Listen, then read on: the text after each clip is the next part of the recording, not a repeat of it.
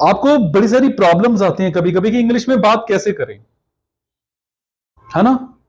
English बोलने में हमें डर लगता है कि जहां इंग्लिश बोली जाती है वहां से हम कटने की सोचते हैं, और बस मन में बस एक ही बात आती है कि आखिर हम भी इंग्लिश में बात कैसे करें। किसी भी अच्छी कंपनी में जॉब करनी हो, कोई नई टेक्नोलॉजी सीखनी हो, 5 स्टार होटल में बात करनी हो, या देश में कहीं बाहर जाना हो, इन सब बातों में एक चीज बहुत ज्यादा जरूरी है, वो है इंग्लिश। इस 21वीं सदी में हम सीखना तो बहुत कुछ चाहते हैं, लेकिन हमारे बीच इंग्लिश का बहुत बड़ा पहाड़ बनकर के खड़ा हो जाता है। कोई भी नया स्किल, है ना, या न्यू स्किल के लिए इंग्लिश बड़ा जरूरी हो चुकी है ना। तो इसीलिए मैं आपको इंग्लिश सीखने और इस पर मास्टरी पाने के लिए आज कुछ ऐसे बेहतरीन तरीके बताऊंगा जिनका यूज करके आप अपनी टूटी फूटी इंग्लिश को एक फ्लुएंट इंग्लिश में बदल सकते हो।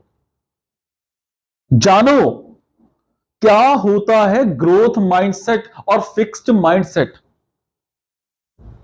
एक छोटे बच्चे की तरह ही आपको भी धीरे धीरे इंग्लिश में मास्टरी करनी होगी।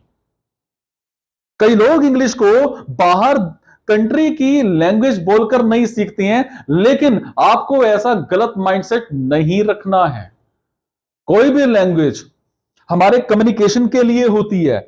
हम ये सोच लेते हैं ओ भाई मैं इंग्लिश क्यों बोलूं, वो तो बाहर की लैंग्वेज है। नहीं, जितना सीखोगे उतना फायदा मिलेगा। हमारी जिंदगी को पहले से बेहतर बनाने के लिए ये इंग्लिश होती है। सिर्फ इंग्लिश ना आने की वजह से हम जिंदगी में ना जाने कितनी चीजों को मिस कर देते हैं और दूसरों पर डिपेंड रहते हैं।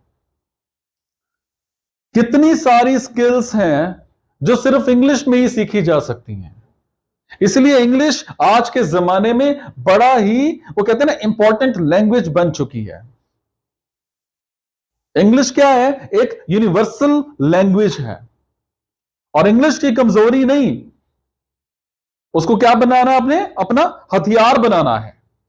इंग्लिश को मतलब कमजोरी नहीं, अपना हथियार बनाओ। सबसे पहले वकैब। रोज आपको 5 वर्ड्स याद करने हैं। शुरुआत में आप ये कोशिश करो कि कम ही वर्ड्स को याद करो, धीरे धीरे जो वर्ड्स हैं उनको बढ़ाते चले जाओ। अगर आपकी ग्रामर कमजोर भी होगी ना, तो भी आप अपने वर्ड्स के दम पर लोगों को अपनी बात समझा सकते हो। दुनिया में बहुत ही कम लोग, बहुत ही मतलब कम लोग होंगे जो बिल्कुल सही ग्रामर का यूज करते हैं, लेकिन फिर भी अपनी बात को दूसरों तक पहुंचा देते हैं क्योंकि उनकी वोकैबुलरी अच्छी होती है। मूवीज, इंग्लिश मूवीज देखें। आप अपने पसंद की इंग्लिश मूवीज देखें, लेकिन शुरुआत में वो आता है ना, नीचे सब टाइटल आते हैं, उनके साथ देखो, ताकि आप बातों को और अच्छे से, मतलब उनके एक्सेंट को प्रॉपर समझ सको। ठीक है। Self confidence. जब आपको थोड़ी बहुत इंग्लिश आने लगे तो कुछ वर्ड्स का यूज अपने फ्रेंड्स के साथ बोलते वक्त करो।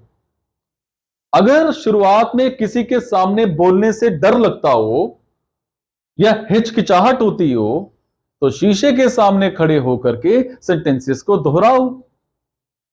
आपको किसी से भी शर्माना नहीं है, क्योंकि शुरुआत में गलती तो जरूर होगी और हो सकता है आपका मजाक भी बने, लेकिन आपको डेली कोशिश करते रहना है, और ऐसा करने से आपके अंदर सेल्फ कॉन्फिडेंस जो है वो बढ़ेगा। Social media. अपने इंग्लिश को फ्लुएंट करने के लिए सोशल मीडिया का आपको प्रॉपर यूज करना है। फॉरेनर लोगों से बात करने की कोशिश करो। जब भी अपनी फोटो अपलोड करो तो इंग्लिश में कैप्शन खुद से बना करके लिखो। इंग्लिश में ही कोट्स को पढ़ो, उनको शेयर करो, है ना। उसके बाद इंग्लिश में सोचो, थिंक इन इंग्लिश। जब भी हम किसी से बात करते हैं, पहले तो हम सेंटेंस को वो हिंदी से इंग्लिश में बदलते हैं और फिर उसको बोलते हैं। होता है कि नहीं होता? और ऐसा करने से बोलते समय सेंटेंस के बीच में बहुत ज्यादा गैप आ जाता है, जिससे आपका सेल्फ कॉन्फिडेंस जो है वो बड़ा कम हो जाता है। आपको ऐसा नहीं करना है। किसी से भी इंग्लिश से बात करते वक्त आपको इंग्लिश में ही सोचना है, उसको हिंदी में नहीं सोचना, ताकि आपका जो सेंटेंस है वो फ्लुएंट बना रहे। ठीक है? और पूरे दिन में आप जो भी सोचते हो कोशिश करो कि उसको इंग्लिश में ही सोचो, ताकि आप जवाब के लिए तुरंत तैयार रहो। ये ना हो कि सामने वाले ने इंग्लिश में बात कर ली, इधर हिंदी में सोच रहे हैं, फिर उसकी ट्रांसलेशन कर रहे हैं, फिर हम उसको बता रहे हैं। ऐसा नहीं करना है। ठीक है? उसके बाद डोंट कॉपी। सबके सीखने की रफ्तार जो है, स्पीड जो है, वो अलग अलग होती है। कोई जल्दी सीख जाता है तो किसी को थोड़ा सा समय लग जाता है। किसी और को देखकर आपको डीमोटिवेट नहीं होना है, ना किसी को कॉपी करना है, ना किसी के जो स्टाइल है सबके अलग अलग होते हैं, बल्कि आपको लोगों से मोटिवेशन लेना है, ताकि आप भी जल्दी जल्दी इंग्लिश पर अपनी कमांड जो है वो बना सकें। ठीक है? फिर एग्जामिन योरसेल्फ। थोड़े थोड़े समय के बाद अपने आप को जांचते रहना है, ताकि पता रहे आपकी क्या प्रोग्रेस चल रही है। ठीक है? कंसिस्टेंसी। ध्यान रखें, कोई भी चीज एक ही दिन में नहीं सीखी जाती है। हर किसी को समय लगता है, आपको भी समय लगेगा। और ये तो लैंग्वेज है, छोटा बच्चा भी एक ही दिन में नहीं सीख जाता है, कितने सालों बाद जाकर के वो लैंग्वेज को सीख पाता है। इसीलिए आपको हताश होकर इंग्लिश को सीखना छोड़ना नहीं है, बल्कि निरंतर सीखते रहना है। कभी कभी बोरियत भी फील होती है, लेकिन उस समय भी सीखते हुए ही गुजारना है।